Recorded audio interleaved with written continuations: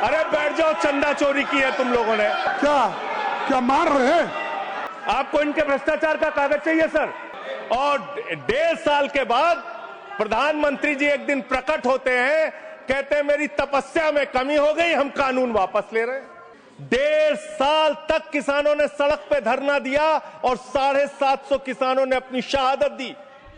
संजय जी, उसके बाद बिल पर बोलिए। वो उसी पे बोल रहे हैं सर, इसी पे बोल रहे हैं, इसी पे बोल रहे हैं। इस देश का किसान, बोलिए, इस देश का मजदूर, इस देश का अन्नदाता।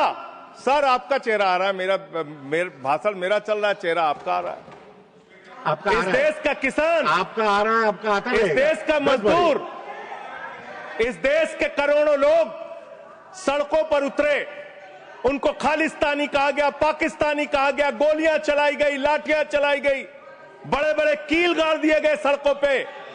और 1.5 साल के बाद प्रधानमंत्री जी एक दिन प्रकट होते हैं, कहते हैं मेरी तपस्या में कमी हो गई, हम कानून वापस ले रहे हैं। आज मैं आपसे कहना चाहता हूं मान्यवर, यह ऐतिहासिक भूल आप करने जा रहे हैं, यह गुनाह और पाप आप दोबारा करने जा रहे हैं। और इस काले कानून को पास करने के बाद इस देश का मजदूर सड़कों पे उतरेगा, इस देश का किसान सड़कों पे उतरेगा, इस देश का आम आदमी सड़कों पे उतरेगा, जिसके पेट और पीठ दोनों पे आप छुरा मारने का काम कर रहे हैं।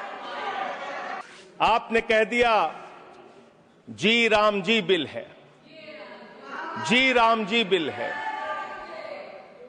भगवान श्री राम का नाम लेके कितना गुनाह आप अपना छिपाना चाहते हैं, कितना गुनाह छिपाना चाहते हैं। राष्ट्रपिता महात्मा गांधी से आपको क्या समस्या है मान्यवर? अरे वो राष्ट्रपिता महात्मा गांधी इतने महान है, इतने महान है, इतने महान है कि दुनिया के 80 देशों में उनकी प्रतिमा लगी हुई है मान्यवर, 80 देशों में।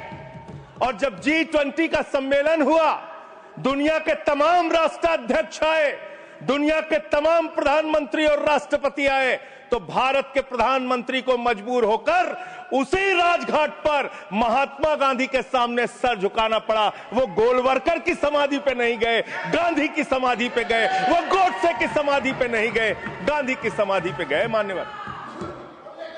मान्यवर, राष्ट्रपिता महात्मा गांधी जो राम राज्य की कल्पना करते थे, राष्ट्रपिता महात्मा गांधी जो रघुपति राघव राजा राम का पाठ करते थे, राष्ट्रपिता महात्मा गांधी जो भगवान श्री राम के सच्चे भक्त थे। और याद रखिएगा मान्यवर, इस सरकार को आपके माध्यम से कहना चाहता हूं, भगवान को अपने भक्त से बहुत प्यार होता है। आज भगवान श्री राम आपको श्राप दे रहे होंगे कि तुम हमारे भक्त को अपमानित कर रहे हो। अटल जी के एक घटना से याद दिलाना चाहता हूं राम के नाम का महत्व। एक उनके प्रतिद्वंदी ने बयान दिया मानवर, राजनीतिक प्रतिद्वंदी ने।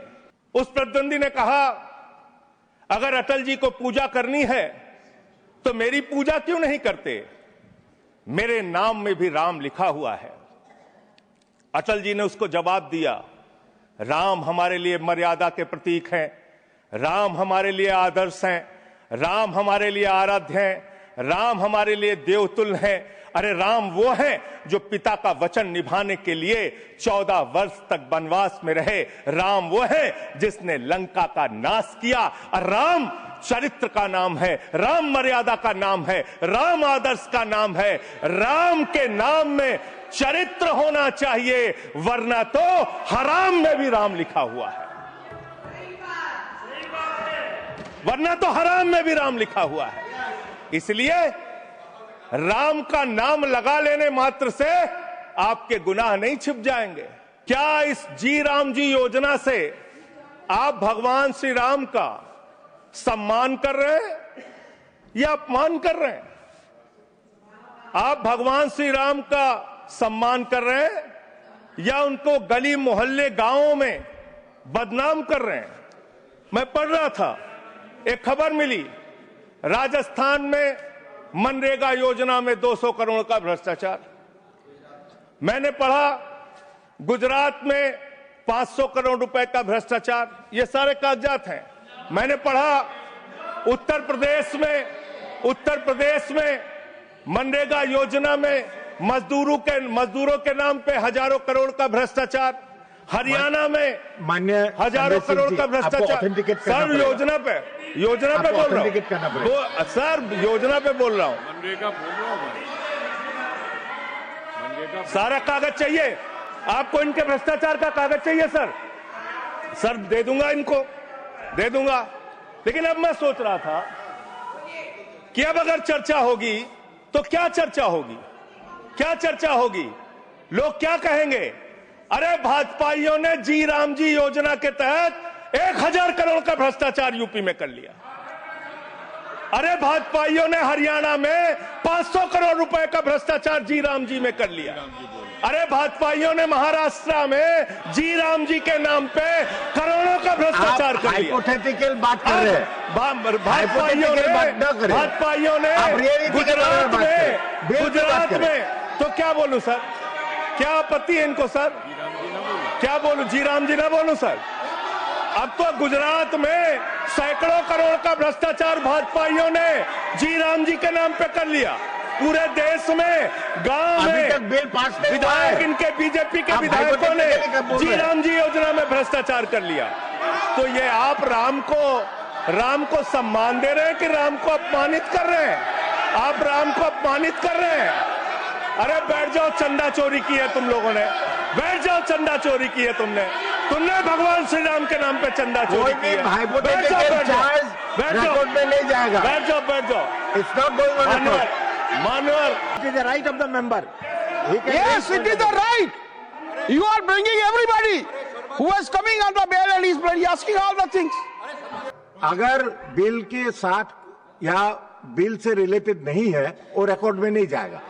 तब मैं बताइए। यही कहना चाहता हूं, kindly refer the scope of the आपको help नहीं debate. किया। He is कोई नहीं crossing, बोलना है। he is crossing, Honorable Vice Chairman Sahab, he is crossing all the limits. There is no mention, either he should speak against the bill or in favor of the bill. पहले उनको तो दे। मान्यवर बैठिए, either he should speak in favor of the bill or he should speak against the bill. He is not speaking against the bill, he is speaking against the Ram. How you can expect that we will agree to it? Role बताइए, role. कि जब वो खामोशी से बात कर रहे हैं और क्या मार रहे हैं क्या?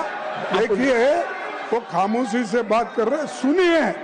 आपको अगर जचता नहीं, अगर आपको ये पसंद नहीं है तो आप उसका उत्तर बाद में दीजिए, पहले सुनिए उनका जो कहना चाहते हैं। हाँ, बोले। और उदाहरण के तौर पर अब उनको बोलने दीजिए। सारी चीजें वो उदाहरण के तौर पर बोल रहे हैं और कागज सामने रख के बोल रहे हैं, इसीलिए आप उनको परमिट देना, माननीय संजय सिंह, कहना बोलिए। जरा खामोश बैठ।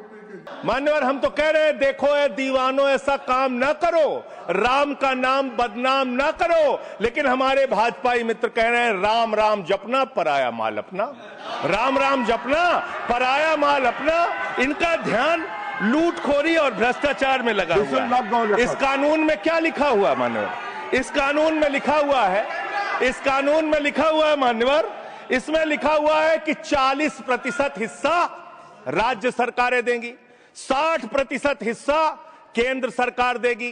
पहले 90% हिस्सा केंद्र सरकार देती थी, 10% हिस्सा राज्य सरकारें देती थी। आज तो ज्यादातर राज्य सरकारें आपकी नीतियों की बदौलत, आप जीएसटी का पैसा खाते हैं, राज्यों के टैक्स का पैसा खाते हैं, आपने राज्यों को खोखला कर दिया, आपने राज्यों को कर्ज में डुबा दिया।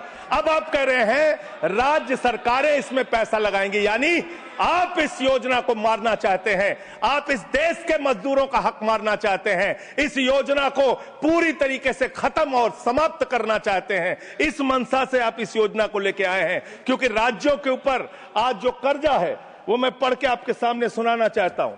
तमिलनाडु 8,34,000 करोड़ रुपए, उत्तर प्रदेश 7,69,000 करोड़ रुपए, महाराष्ट्र 7,22,000 करोड़ रुपए, पश्चिम बंगाल 6,58,000 करोड़ रुपए, कर्नाटक 5,57,000 करोड़ रुपए, राजस्थान 5,62,000 करोड़ रुपए, आंध्र प्रदेश 4,85,000 करोड़ रुपए, गुजरात 4,67,000 करोड़ रुपए, केरल 4,29,000 करोड़ रुपए, मध्य प्रदेश 4,18,000 करोड़ रुपए, तेलंगाना 3,89,000 करोड़ रुपए, बिहार 3,19,000 करोड़ रुपए।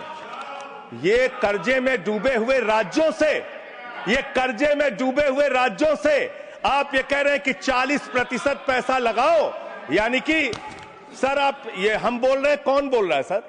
ये क्या हो रहा है? मैं आपसे पूछना चाहता हूं, राज्य जो कर्जे में डूबे हुए हैं, जो आप बोल रहे हैं वही रिकॉर्ड में जा रहा है। मान्यवर, मैं ये कहना चाहता हूं कि जो राज्य पहले से ही लाखों लाख करोड़ रुपए के कर्जे में डूबे हुए हैं, आप उनसे कह रहे हैं 40% पैसा आपको लगाना होगा। आप इस योजना में कह रहे हैं कि आप एरिया तय करेंगे, एरिया आप निर्धारित करेंगे कहां पे ये आपकी स्कीम लागू होगी या नहीं लागू होगी, इसको आप तय करेंगे। ये कितने 125 दिन की आप बात कर रहे हैं मान्यवर? आंकड़ा उठाकर देख लीजिए, मंत्री जी यहां पर मौजूद हैं। 100 दिन के रोजगार की गारंटी है मनरेगा योजना में, लेकिन औसतन पूरे हिंदुस्तान में 50 दिन से ज्यादा रोजगार आपने नहीं दिया। आपने मजदूरों के साथ धोखा करने का काम किया। और आंकड़े ये बताते हैं कि आपका जो बजट का निर्धारण होता है 12 करोड़ लोगों के लिए 267 रुपए के हिसाब से अगर आप मजदूरी निर्धारित करते हैं तो करीब करीब 3,13,000 करोड़ रुपए बनती है। आप उसके लिए 86,000 करोड़ रुपए का बजट रख रहे हैं। यानी कि मंशा आपकी शुरू से स्वयं यही है कि आप इस योजना के तहत लोगों को काम नहीं देना चाहते हैं, मजदूरी नहीं देना चाहते हैं। लेकिन मजदूरों के हक में, मजदूरों की आवाज उठाने वाले लोग देश भर में संगठित हो रहे हैं। ये आप दूसरा अपराध करने जा रहे हैं। मैं आपको कहना चाहता हूं, आपके माध्यम से इस सरकार को चेतावनी देना चाहता हूं। कौन सी हक की लड़ाई लड़ रहे हैं महराज मलिक, जो हमारा विधायक है जम्मू कश्मीर का? वो जमीन के हक की लड़ाई लड़ रहा था, मजदूर के हक की लड़ाई लड़ रहा था। आपने उसको पीएसए का कानून लगा के जेल में डाल दिया। कौन से हक की लड़ाई लड़ रहे थे सोनम वांगचुक? मजदूर के हक की लड़ाई लड़ रहे थे, किसान के हक की लड़ाई लड़ रहे थे, आम आदमी के हक की लड़ाई लड़ रहे थे, लद्दाख के लोगों के हक की लड़ाई लड़ रहे थे। उस सोनम वांगचुक को, जो एक पढ़े लिखे प्रतिष्ठित व्यक्ति हैं, उनको आपने पकड़कर जेल में डालने का काम किया। आप पूरे देश में जबरदस्ती मामला है जी, तो ये रिकॉर्ड में नहीं जाएगा। क्यों नहीं जाएगा सर? क्यों नहीं जाएगा सर? मजदूर के लिए लड़ने वाले क्यों नहीं जाएगा? मैटर जो सर है क्यों नहीं जाएंगे? वो रिकॉर्ड में नहीं जाएगा। आगे बोले सर, आगे बोले। इंकलाब जिंदाबाद, इंकलाब जिंदाबाद, वंदे मातरम, वंदे मातरम, जय श्री राम, जय श्री राम, धन्यवाद, जय श्री राम। कोई श्री राम का नाम नहीं लिया।